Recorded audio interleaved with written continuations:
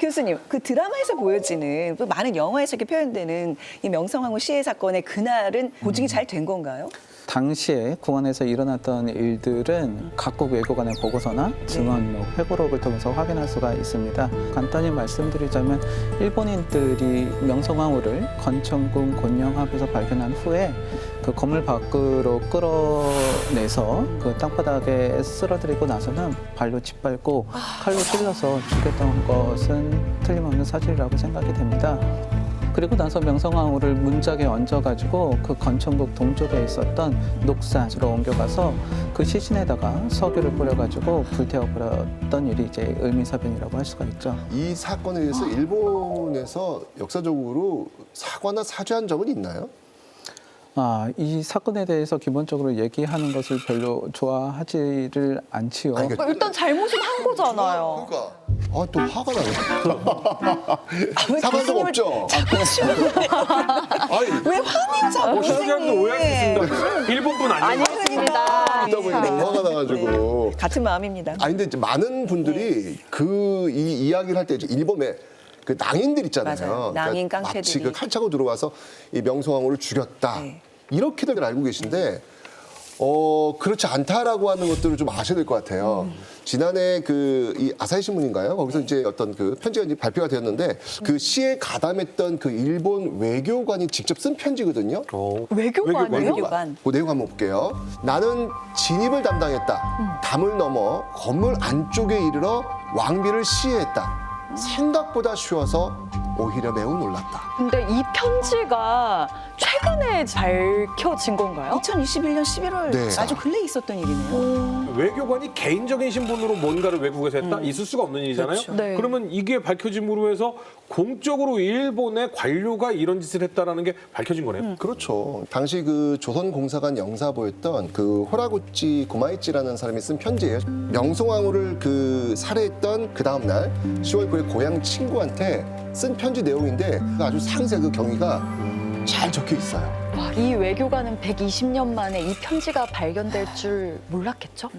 근데 별로 죄책감이 없어요. 일단 편지에. 너무 태연해요. 그동안 이제 민간인에 의해서 저질러진 일이니까 일본 정부에서는 책임을 안 지겠다. 사과 한마디 없었는데 그렇지 않다는 걸 어떻게 보면 되게 조직적으로 계획적으로 했다는 그렇죠. 게 나타나는 반증이네요. 맞아요. 이 편지 같은 경우에는 가담했던 사람, 그 사람이 남긴 1차 자료라는 점에서 좀 의미가 있다라고 할 수가 있습니다. 근데 이렇게 일본 외교관, 일본 군인과 낭인들, 그리고 군거를 수비하고 있던 조선군 훈련대까지 동원이 돼가지고 계획적이고 그리고 조직적으로 이루어졌던 것이 바로 을미사변이라고 할 수가 있는데요. 이 사건을 조선 현지에서 진두지했던 게 바로 그 육군 출신의 일본 공사였던 미우라 고로라고 하는 사람입니다. 미우라 공사는 그 명성황후의 시신을 불태우라고 지시를 내렸던 사람이기도 하고요. 근데 이 시신이 타고 나서 그래도 조금이라도 유해가 남잖아요. 그거를 잘 수습은 했나요? 그걸 이제 오늘 이야기를 할 텐데요. 네. 명성황후가 지금 어디에 모셔져 있는지는 아세요? 홍릉이죠. 남양주 금곡동에 있는 홍릉에 모셔져 있는데 여기 지금 고종하고 합장이 돼 있어요. 이 명성황후 죽음은 단순히 한나라 왕비의 죽음일 뿐만 아니라 대한제국이 만들어지고 그다음에 대한민국 임시정부가 만들어지고 이런 현대사로 이어지는 역사하고 아주 밀접한 관련이 있고요. 또 그 속에는 굉장히 많은 정치적 이야기가 숨어 있어요. 예, 정말 입에 담을 수조차 없을 만큼 잔인하게 살해를 해놓고 왜 시신까지 이렇게 훼손을 시켜야 했을까요? 그러니까. 좀 이 명성황후에 대해 악감정, 좀 뭔가 분노를 가지고 있거나 복수를 해야겠다라는 또 그런 마음이 좀 들어가 있지 않으면 이렇게까지 잔인하게는 하지 않지 않을까. 이거는 정치적인 목적이 되게 많았을 것 같아요. 왜 시신이 있으면 장례를 치르게 되고 또 그게 능이 되면 거기서 뭐 제사를 지내거나 그렇게 하다 보면은 반일 감정이 더 심해질 거 아니에요. 그럼 당연히 일본 입장에선 이 싹을 잘라버려야 되겠다. 그래서 아예 시신을 없애버린 거 아닐까. 일본이 독립투사들, 뭐 윤봉길, 안중근 의사들 시신을 제대로 묻지 않은 게 바로 이 이유 때문이잖아요. 네. 같은 수법이네요. 지금 뭐 너무 많은 이유를 말씀해 주셔서 제가 할 얘기가 없는데요. 저희 당장 얘기하죠. 수준이 많이 높아졌죠. 네, 가장 큰 것은 명성황후 시해 사건이라고 하는 이 사건의 증거 자체를 좀 없애기 위해서가 아니었던가라고 생각이 됩니다. 그러니까 미우라 공사 같은 경우에는요, 그 사건 직후에 일본이 이 사건에 개입한 바 없다라고 주장을 했습니다. 진짜 아우 용병오네. 그러면서도 한편으로는 고종을 협박해서 친일 내각인 김홍집 내각을 수립했는데요.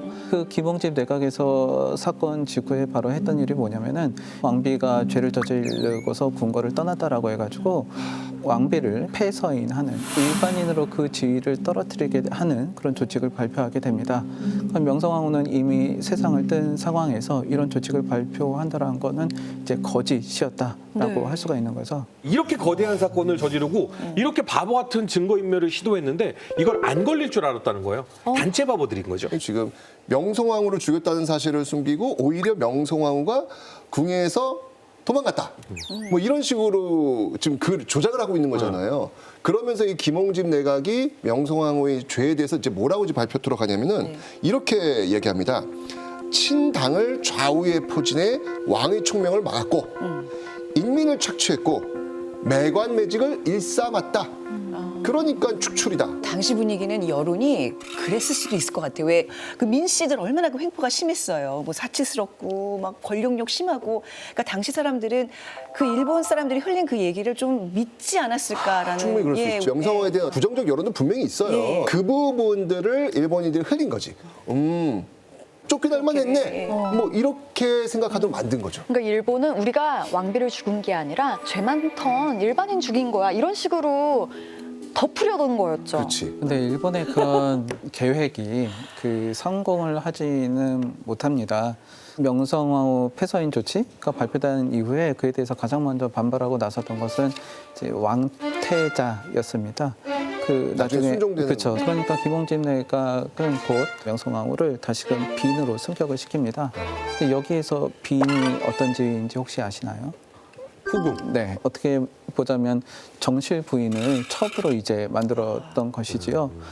더군다나 이제 그 서양인 목격자들에 의해서 명성황후 사건이라고 하는 것이 이제 세상에 알려지게 되었고, 외국 공사들이 고종이 그 직접 도장을 찍지 않았다는 이유로 해서 폐쇄인 조칙 자체를 인정하지 않게 됩니다. 그래서 결국에는 사건이 한 2달 정도 또 지나지 않았던 그 11월 26일에요.